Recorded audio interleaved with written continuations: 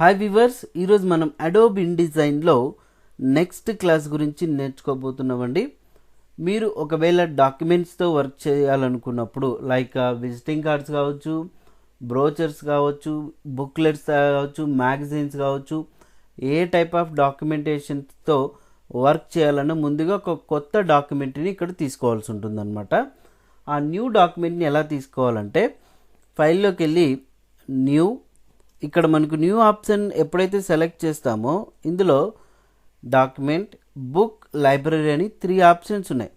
మనం డాక్యుమెంట్తో వర్క్ చేసినప్పుడే ఈ బుక్, లైబ్రరీ ఆప్షన్ అనేది మనకు ఉపయోగపడతాయి అన్నమాట.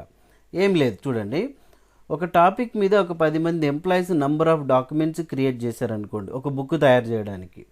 ఓకే, సో ఆ 10 డాక్యుమెంట్స్ని కలిపి ఒక బుక్గా తయారు చేయడానికి ఈ ఆప్షన్ అనేది మనకు ఉపయోగపడుతుంది అన్నమాట. అదే మాదిరిగా ఆ డాక్యుమెంట్స్కి రిలేటెడ్ ఏవైతే ఎలిమెంట్స్ ఉంటాయో వాటన్నింటినీ స్టోర్ చేసుకోవడానికి లైబ్రరీ ఉపయోగపడుతుంది. లైక్ ఇమేజెస్ కావచ్చు, సింబల్స్ కావచ్చు, ఏదైనా సరే డాక్యుమెంట్ రిలేటెడ్ ఎలిమెంట్స్ అన్నీ ఇందులో స్టోర్ చేసుకోవచ్చు అన్నమాట. ఓకేనండి. సో ఫస్ట్ వీటితో వర్క్ చేయాలంటే మనం డాక్యుమెంట్స్ని క్రియేట్ చేసుకోవాల్సిన అవసరం ఉంటుంది. ఇప్పుడు కొత్త డాక్యుమెంట్ని తీసుకోవాలంటే ఈ డాక్యుమెంట్ మీద క్లిక్ చేయొచ్చు, లేదంటే మీ కీబోర్డ్లో Ctrl+N ప్రెస్ చేసిన డాక్యుమెంట్ డైలాగ్ బాక్స్ అనేది ఇక్కడ డిస్ప్లే అవుతుంది, చూడండి. రైట్, సో ఇప్పుడు ఇక్కడ న్యూ డాక్యుమెంట్ అనేది మనకు సెలెక్ట్ అయింది కదా. ఇప్పుడు ఇక్కడ చూడండి, సో ఇందులో వచ్చేసి విడ్త్, హైట్ ఎక్కడ చూసినా కూడా మనకు మెజర్మెంట్స్ అనేది ఇక్కడ P అని కనిపిస్తుంది. అంటే సో ఇక్కడ వచ్చేసి మనకు యూనిట్స్ అనేది పైకాస్లో కనిపిస్తుంది. ఎప్పుడైనా సరే డిటిపి వర్కర్స్ వర్క్ చేసేటప్పుడు చాలా వరకు మిల్లీమీటర్స్లో కానివ్వండి, లేదంటే ఇంచెస్లో కానివ్వండి, సెంటీమీటర్స్లో కానివ్వండి వర్క్ చేస్తుంటారనమాట. ఓకే, సో ఇప్పుడు ఈ మెజర్మెంట్స్ మనం అంటే ఇంచెస్లోకి మార్చుకోవాలనుకుంటే మీరు సో ఇక్కడ ఎడిట్లోకి వెళ్ళి ప్రిఫరెన్స్లోకి వెళ్ళిన తర్వాత జనరల్ ఆప్షన్ సెలెక్ట్ చేసుకోండి. ఇందులో మనకు యూనిట్స్ అండ్ ఇంక్రిమెంట్స్ ఆప్షన్ అనేది ఇక్కడ కనిపిస్తుంది. ఈ ఆప్షన్ సెలెక్ట్ చేసుకున్న తర్వాత రైట్ సైడ్ మనకి ఇక్కడ చూడండి ఇంచెస్, హారిజంటల్ ఇంచెస్ తీసుకోండి, తర్వాత వర్టికల్ ఇంచెస్ తీసుకోండి. ఓకే, సో అదర్ యూనిట్స్లో మీకు పైకాస్ వచ్చేసి పాయింట్స్ పెట్టుకుని okay, no problem. Okay button press చేసిన తర్వాత ఎప్పుడైతే ఫైల్ న్యూ డాక్యుమెంట్ తీసుకుంటారో చూడండి మొత్తం ఇప్పుడంతా కూడా ఇంచెస్లోకి మారిపోయింది. ఓకే, సో మీకు కూడా అలా రాకపోతే ముందుగా ఇక్కడ ఉన్నటువంటి యూనిట్స్ అని ఇంచెస్లోకి లేదంటే మిల్లీమీటర్స్లోకి మార్చుకున్న తర్వాత కొత్త ఫైల్ని తీసుకుందాం. సరేనండి, ఇప్పుడు వీటిలో ఒక్కొక్కటి మనం డిస్కస్ చేసుకుందాం. డాక్యుమెంట్ ప్రీసెట్ అంటే ఏం లేదు, మీరు ఏదైనా ఒక కొత్త ఫైల్ని క్రియేట్ చేసుకున్నప్పుడు ఆ ఫైల్ ఐడెంటిఫికేషన్ కోసం మీరు ఏదైనా పేరు పెట్టుకోవాలనుకుంటే ఇక్కడ పక్కన ఒక ఆప్షన్ కనిపిస్తుంది, సేవ్ డాక్యుమెంట్ ప్రీసెట్ అని. క్లిక్ చేసినప్పుడు దీనికి ఒక మనం పేరు పెట్టుకోవచ్చు అనమాట.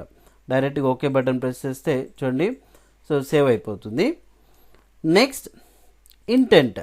ఈ ఇంటెంట్లో ఇక్కడ డ్రాప్ డౌన్ బటన్ని ప్రెస్ చేస్తే 3 ఆప్షన్స్ కనిపిస్తున్నాయండి. ఒకటి ప్రింట్, ఇంకొకటి వెబ్, డిజిటల్ పబ్లిషింగ్. ప్రింట్ అంటే ఏం లేదండి, మీరు ఒకవేళ మ్యాగజైన్స్తో తయారు చేసుకోవాలా, లేదంటే ప్యాంప్లెట్స్తో తయారు చేసుకోవాలా, బుక్స్ తయారు చేసుకోవాలా, అంటే ఇలాంటి డాక్యుమెంటేషన్ వర్క్స్తో తయారు చేసుకోవాలనుకున్నప్పుడు ఈ ప్రింట్ అనే ఆప్షన్ సెలెక్ట్ చేసుకున్న వెంటనే ఇక్కడ పేపర్ సైజెస్ అంటే పేజ్ సైజెస్ చూడండి, letter, legal, tabloid, letter half, ఇలా మనకు మెజర్మెంట్స్ పేపర్ సైజెస్ అన్నీ ఉన్నాయి. ఇందులో మీకు కావాల్సిన మెజర్మెంట్ అనేది తీసుకోవచ్చు. ఒకవేళ లేదు వెబ్ పేజెస్ రిలేటెడ్ అప్లికేషన్స్ తయారు చేసుకోవాలనుకోండి, ఇక్కడ వెబ్ ఆప్షన్ తీసుకోవచ్చు అనమాట. మనం వెబ్ ఆప్షన్ ఎప్పుడైతే తీసుకుంటామో ఎప్పుడైనా చూడండి, సో వీటి యొక్క మెజర్మెంట్స్ వచ్చేసి డిఫాల్ట్గా అయితే 800x600 పిక్సెల్స్లో ఉంది కదా. సో ఇక్కడ సైజెస్ని బట్టి మీరు ఆ పేజ్ని సెలెక్ట్ చేసుకోవచ్చు అనమాట. ఏదైనా అప్లికేషన్స్ తయారు చేసుకోవాలనుకోండి, లైక్ HTML కావచ్చు, జావాస్క్రిప్ట్, ఇలాంటివన్నీ కూడా. నెక్స్ట్ మొబైల్ అప్లికేషన్స్లో ఈ బుక్స్ ఇలాంటివి తయారు చేసుకోవాలనుకోండి, డిజిటల్ పబ్లిషింగ్ అనే ఆప్షన్ సెలెక్ట్ చేసుకోవచ్చు. దీనికి సంబంధించినటువంటి పేపర్ సైజెస్ ఇక్కడ మీరు బాగా అబ్జర్వ్ చేస్తే చూడండి, లెటర్, A4, ఐఫోన్, ఐప్యాడ్ ఇలా కనిపిస్తున్నాయి. కిండిల్ అంటే ఇది వచ్చేసి అమెజాన్ వాళ్ళదనమాట. ఇందులో మీరు ఐఫోన్ సెలెక్ట్ చేసుకున్నట్టయితే వాటి యొక్క మెజర్మెంట్స్ ఇక్కడ డిఫాల్ట్గా పిక్సెల్స్లో డిస్ప్లే అయిపోయినాయి. రైట్, ప్రస్తుతానికైతే మనం ఓన్లీ ప్రింటింగ్ పర్పస్ వరకు మాత్రమే మాట్లాడుతున్నాం. ప్రింట్ అనే ఆప్షన్ సెలెక్ట్ చేసుకొని ఇప్పుడు ఇక్కడ మనం డైరెక్ట్గా సో ఈ number of pages of the ఈ నెంబర్ ఆఫ్ పేజెస్ ఉంది కదా, ఇక్కడికి రాగానే చూడండి మీకు ఎన్ని పేజెస్తో ఈ నెంబర్ ఆఫ్ పేజెస్ దగ్గరికి రాగానే మీరు ఎన్ని పేజెస్తో వర్క్ చేసుకోవాలనుకుంటున్నారు. ఒక బుక్ తయారు చేసుకోవాలనుకోండి, ఫర్ ఎగ్జాంపుల్ నేను ఒక 50 పేజెస్తో వర్క్ చేయాలి, రైట్. సో డైరెక్ట్గా నెంబర్ ఆఫ్ పేజెస్ 50 పెట్టాను. ఇక్కడ ఇందులో మ్యాక్సిమం వచ్చేసి 10,000 బిలో వరకు మనం పేజెస్ని ఎంటర్ చేసుకోవచ్చు, అంటే అప్ టు 999. చూడండి ఇక్కడ ఎంటర్ బటన్ ప్రెస్ చేస్తే మనకి ఎర్రర్ వచ్చింది, the value must between 1 and 9999. Okay, so అంతవరకు మనం పేజెస్ని క్రియేట్ చేసుకోవచ్చు అనమాట. ప్రస్తుతానికి నేను 50 అని ఇచ్చాను. ఓకే, సో నెక్స్ట్ ఇచ్చేసి ఇక్కడ స్టార్ట్ పేజ్ అని చూసారా. సో ఈ స్టార్ట్ పేజ్ అంటే ఏమంటే ఒక ఎంప్లాయీకి నేను టాస్క్ అనేది అప్పచెప్పాను, ఒకరు కాకపోతే ఒక నలుగురికి. అంటే ఫస్ట్ వ్యక్తి ఏమో 50 పేజీల్లో ఫస్ట్ పేజ్ నుంచి స్టార్ట్ చేయాలి, రెండో వ్యక్తి ఏమో 20th పేజ్ నుంచి స్టార్ట్ చేయాలా, మూడో వ్యక్తి ఏమో 30th పేజ్ నుంచి. అలాగే ఇక్కడ స్టార్ట్ పేజ్ సెట్ చేసుకోవాలనుకుంటే మనం సెట్ చేసుకోవచ్చు, రైట్. డిఫాల్ట్గా అయితే పేజ్ నెంబర్ 1 నుంచి సెట్ చేసుకున్నాం. ఇక్కడ రైట్ సైడ్లో ఫేసింగ్ పేజెస్ నుంచి చూడండి, ఈ ప్రైమరీ టెక్స్ట్ ఫ్రేమ్స్, వీటి గురించి మనం తర్వాత మాట్లాడుకుందాం, వీటి గురించి సపరేట్గా మీ ఎక్స్ప్లెయిన్ చేస్తాను. ఓకే, ప్రస్తుతానికి టిక్ మార్క్ తీసేస్తున్నాం. నెక్స్ట్ ఇప్పుడు ఇక్కడ మనకు పేపర్ సైజ్ వచ్చేసి A4 సైజ్ తీసుకున్నామండి.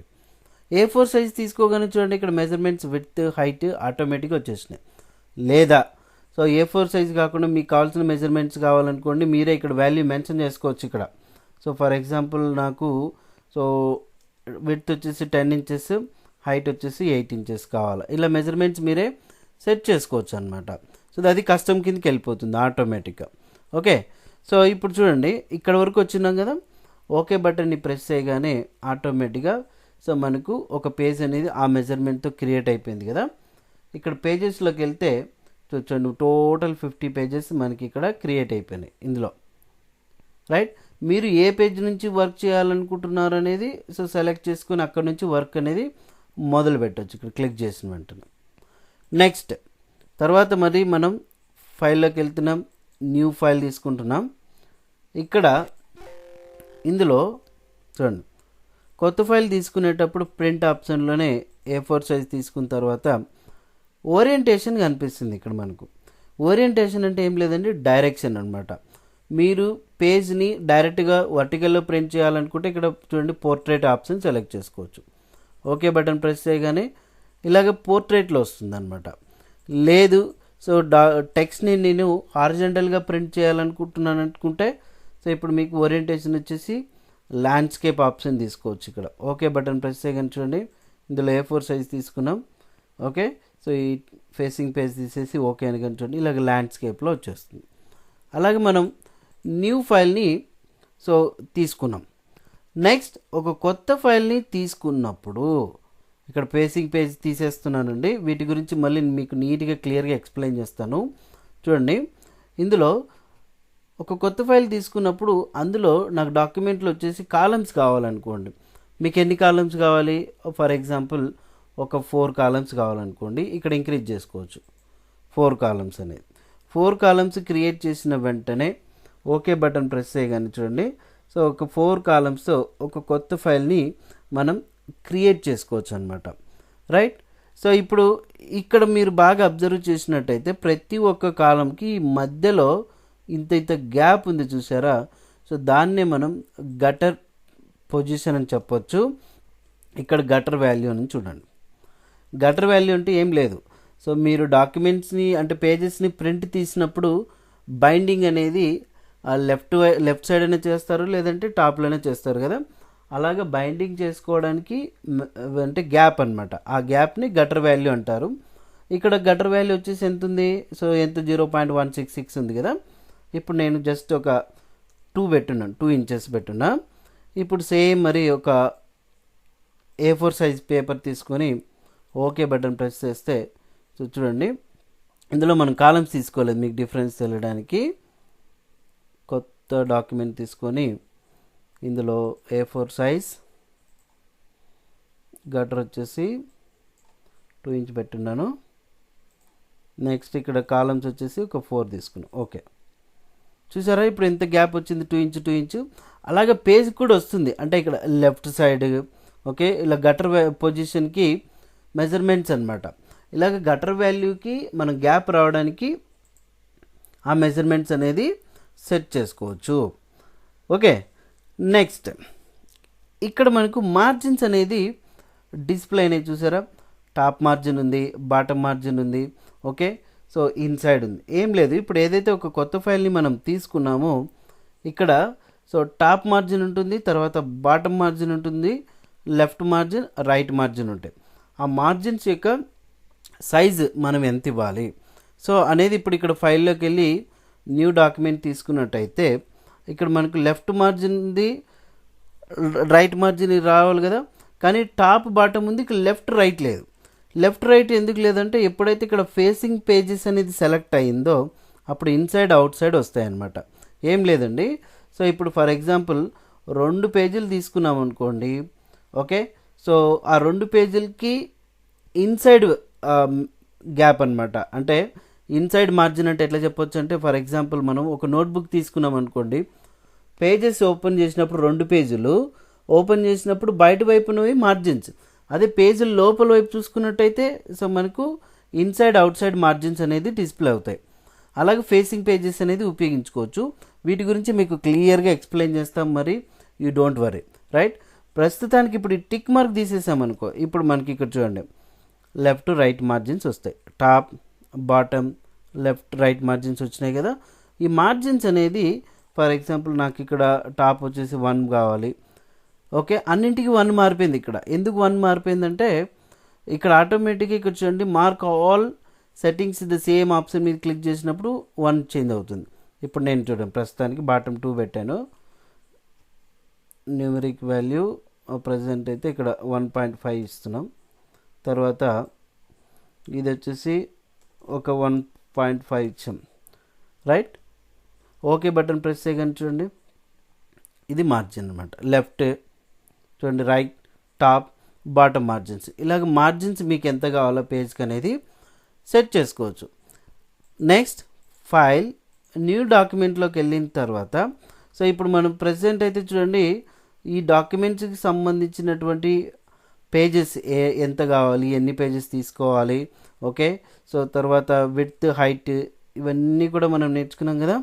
సో అదే మాదిరిగా ఇక్కడ బ్లీడ్ అండ్ స్లగ్ అనే ఆప్షన్ ఉంది. వీటి గురించి నెక్స్ట్ క్లాస్లో మనం డిస్కస్ చేసుకుందాం, క్లియర్గా ఎక్స్ప్లెయిన్ చేస్తాను.